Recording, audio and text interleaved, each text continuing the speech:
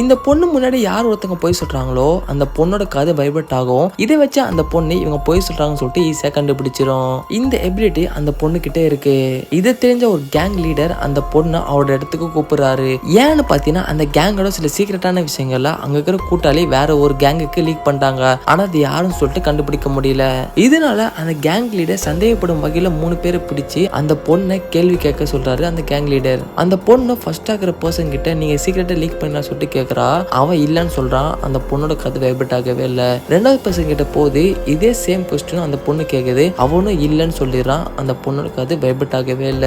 3வது பர்சன் கிட்டயும் அதே கேள்வி கேட்கறதுக்கு முன்னாடி அவன் இல்லன்னு சொல்லிடுறான். அந்த பொண்ணோட கதை வைப்ரேட் ஆகவே இல்ல. அந்த பொண்ணு அந்த கேங் லீடர் கிட்ட சொல்றா இவங்க 3 பேர்ல யாருமே இந்த சீக்கிரட்டை லீக் பண்ணவே இல்லைன்னு.